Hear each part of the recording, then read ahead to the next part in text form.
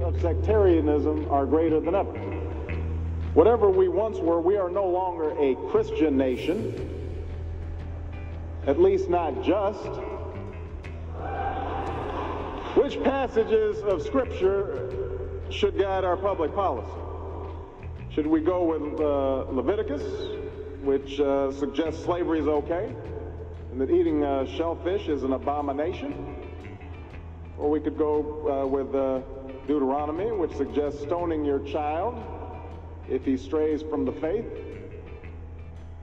Or should we just stick to the Sermon on the Mount, a passage that is so radical that it's doubtful that our own Defense Department would survive its application? Not every mention of God in the public is a breach of the wall of separation. Context matters. Now, it's doubtful that children reciting the Pledge of Allegiance are feeling pledged or brainwashed as a consequence of muttering the phrase, "under God." I didn't. If you're in school, do you stand up during the Pledge of Allegiance? The American Humanist Association recently launched a campaign at don'tsaythepledge.com where they're encouraging students to stand up by sitting down during the pledge. And having kids just kind of recite things without actually thinking about them is not what we should be teaching them in school. That's what church is for. And I know it takes a very courageous person to stay seated while everyone around you is standing up. But your school legally cannot punish you for staying seated. And what's more, if you stay seated, other students may just follow your lead. Someone just has to tip that first domino. Why not you?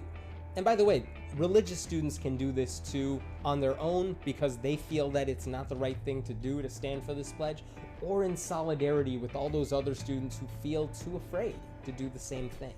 So forget the pledge.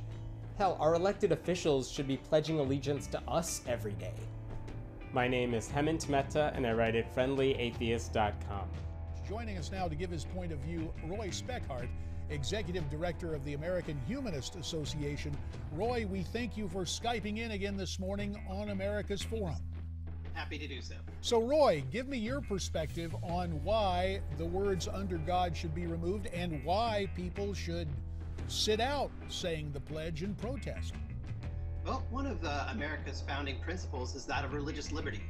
And the addition of "under God" before the word "divisible" in the pledge twists that notion, and it also twists the notion of indivisible itself.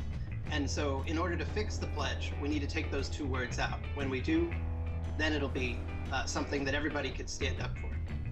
Roy, you put out several YouTube videos detailing how the pledge, you say, discriminates, and have a webpage dedicated to your cause. Can you tell us what's the reactions been to your campaign so far? So far, we've gotten a number of positive reactions, some negative, but we've gotten kids writing us saying that they've already experienced bullying from having sat down and exercising their right not to say the pledge because they didn't want to say those two words. So we're starting to get feedback. It's really, it had just launched the other day, and so we're expecting that as this rolls out, the response will be bigger. We have attorneys waiting to help students who need the help. Given the predilection of school districts to say, suddenly this has become controversial, let's just dispense with this altogether. Right. Is there a danger that we throw the baby out with the bathwater, that the absence of a mention of God or the controversy surrounding it will lead to any number of school systems just going, okay, we will not say the pledge? Right. I think that that's a realistic possibility. It's not something that I personally want to see happen. I'd rather see it corrected. But I think you're right. I think that there's some evidence of this. If you look in liberal towns in New England, you see some of them have already stopped using the pledge as part of their daily practice. And so I think that there is some danger of that. And I hope that the move to correct it is swift. Top of the show, NBC actually showed some kids reciting the Pledge of Allegiance, but edited out the words "under God."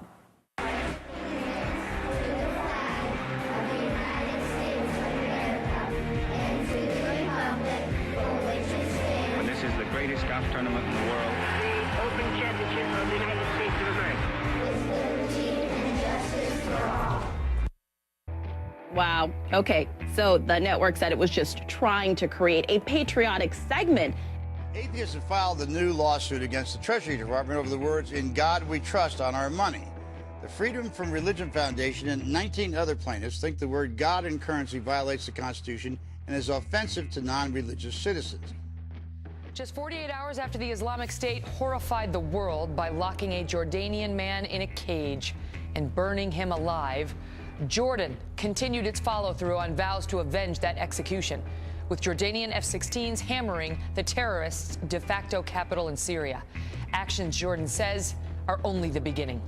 In the meantime, back in Washington, President Obama appeared at the National Prayer Breakfast with what he apparently thought was an important message in the wake of this pilot's execution: to advise Americans that hundreds of years ago, Christians killed in the name of religion too. Lest we get on our high horse and think this is unique to some other place, remember that during the Crusades and the Inquisition, people committed terrible deeds in the name of Christ. In our home country, slavery and Jim Crow all too often was justified in the name of Christ. It is not unique to one group or one religion. There is a tendency in us, a sinful tendency that can pervert and distort our faith. So that's what it comes down to. And here's another example of a victory against tyranny. It's up on Infowars.com right now. Army halts program that labeled Christians radical extremist. Briefings characterized conservatives as a terror threat. Well, again, you cannot come up with a headline as bad as these manuals actually are. It says you'll be arrested and court-martialed if you give money to any Tea Party group, all legal and lawful. And it says you'll be arrested if you're part of a Tea Party or a evangelical Christian group. Evangelicals are the second or third largest group. You can debate that. I looked up the numbers. They're the second or third largest Christian group. 80% of Americans characterize themselves as Christians. You're talking about 40 to 60 to 70, no one knows the actual numbers, over 40 million people who are the most law-abiding, loving, good people on average. No one denies that.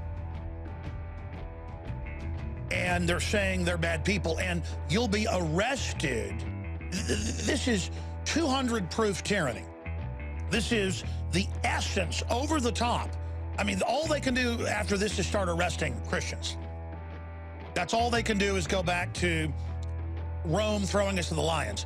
It is maximum evil. Well, there's a couple of stories here that I want to share with you because I find them disturbing, and quite honestly, I didn't believe either one of them right away. And so I sent it up to the newsroom yesterday to have the Blaze do research on them and to find out. These can't be true, right? They both are. Let's start first with the Department of Defense. The Department of Defense has just issued a new list of extremists that should be watched. And on that, in fact, number one, past the Muslim Brotherhood and past Hamas, Hezbollah, number one, evangelical Christians. Evangelical Christians and Mormons, Catholics. I think Catholics coming in at number 8. Tonight, Fort Hood soldiers are told Christians are radical terrorists.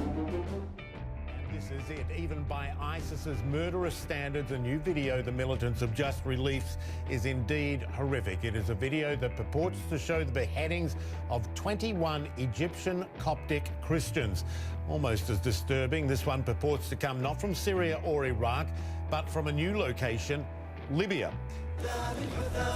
These are the fighters ISIS is preparing to be stone-cold killers, featured in a new training camp video. And tonight, a new audio tape threatening attacks on the U.S. homeland is drawing a strong response from Washington. A U.S. official tells CNN law enforcement and counterterrorism officials are working with foreign partners to thwart this threat. A threat made by a senior ISIS leader who for the first time specifically calls for lone wolf attacks inside Western countries. Rig the roads with explosives for them, attack their bases, raid their homes, cut off their heads, do not let them feel secure, remove their families from their homes, and thereafter blow up their homes. Could this audio tape activate someone who's in ISIS or even a sympathizer inside the U.S. to conduct a lone wolf attack? It certainly could. Al-Qaeda has tried it before and keeps pushing that message for individuals within the United States, within European countries, to simply act out. The Islamic State could be trying to do the same thing. The ISIS leader also specifically calls for attacks on U.S. allies France and Australia. Just days ago, Australian authorities say they disrupted just such an attack in Sydney. This is one man who could be drawing them in. The flames of war are only beginning to intensify. U.S. intelligence officials now say this man, seen in a recent video apparently executing Syrians, could be an American. Voice analysis is underway, and officials tell us they're concerned this could be the first time they're seeing an American in a position of apparent authority inside ISIS. Further evidence of Westerners getting recruited to join jihad in Syria, this video showing ISIS fighters from Britain. Now tonight, just hours after that ISIS spokesman called on foreign fighters to carry out attacks inside the U.S., a senior Obama administration official warned that the international community is not prepared to respond to such calls. The official saying, quote, "We are not structured that way effectively right now, Wolf." Kind of a chilling message. From these honored dead, we take increased devotion to that cause for which they here gave the last full measure of devotion. That we here highly resolve these dead shall not have died in vain. That the nation shall have a new birth of freedom, and that government of the people, by the people, for the people, shall not perish from the earth. That this nation, under God, shall have a new birth of freedom. That this nation, under God, shall have a new birth of freedom. This nation, under God, shall have a new birth of freedom. This nation, under God, shall have a new birth of freedom. This nation, under God, shall have a new birth of freedom. This nation, under God, shall have a new birth of freedom. This nation, under God, shall have a new birth of freedom. This nation, under God, shall have a new birth of freedom. This nation, under God, shall have a new birth of freedom. This nation, under God, shall have a new birth of freedom. This nation, under God, shall have a new birth of freedom. This nation, under God, shall have a new birth of freedom. That this nation, under God, shall have a new birth of freedom. That the nation shall have a new birth of freedom.